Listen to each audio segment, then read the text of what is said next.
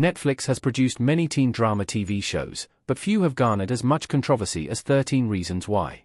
Based on the book 13 Reasons Why by Jay Asher, the series brought the intense story of the novel to life on screen, but didn't always handle the narrative with delicacy. Despite this, Netflix continued to renew the show until 2020, when it ended with Season 4. Many classic teen drama TV shows don't hold up today, but even though 13 Reasons Why premiered in 2017, it still feels dated in the way it approached its sensitive subject matter. It can be groundbreaking when a show that focuses on teen life takes the ups and downs of coming of age seriously, but 13 Reasons Why often opted for melodrama over sincerity, and this stirred up a lot of conflicting conversations. 13 Reasons Why was so controversial, I can't believe Netflix renewed it 3 times. This shocking teen drama ran for 4 seasons on Netflix.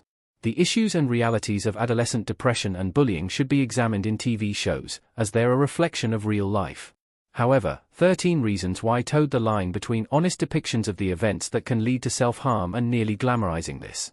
The show revolves around Hannah Baker's, Catherine Langford, suicide, but the way it handles this is far from perfect.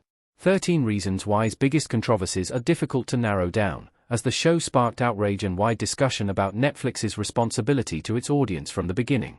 The scene when Hannah takes her own life is excruciatingly graphic, and it sparked questions about whether this extended, emotionally devastating moment was necessary, especially since Netflix eventually removed it, via BBC. However, after the backlash following the graphic nature of Season 1, most audiences and critics were surprised to learn that 13 Reasons Why would be returning for Season 2. The fact that Netflix would ultimately keep the show on the air for 3 seasons following the explosive first installment is a bit of a mystery, especially when reflecting on the series' reception. The controversial Netflix show's reviews consistently went down after Season 1. After a shocking first season, 13 Reasons Why got even more unbelievable. 13 Reasons Why Season 1 was put under a microscope not only for the way Hannah's story unfolded, but also because it mishandled the way sexual assault was portrayed on screen.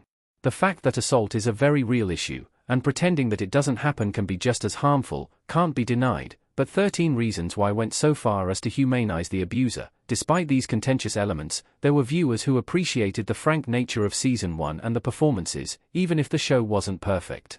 However, the slight redeeming qualities of the premiere installment faded with Season 2, which took the character arcs in unexpected and disappointing directions, drawing out the fallout of Hannah sending out the tapes that detailed her reasons for committing suicide. Things only got worse for 13 Reasons Why from here. It's obvious, based on the audience and critical reception of Seasons 2 through 4, that almost no one who was watching felt the show was going in a productive or entertaining direction.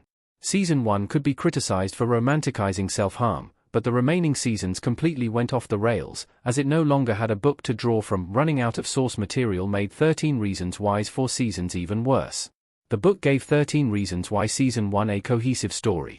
Asher only wrote 1 book, and while this instantly lent itself to being adapted to the screen, it's notoriously difficult to extend a book's story after the source material has run out.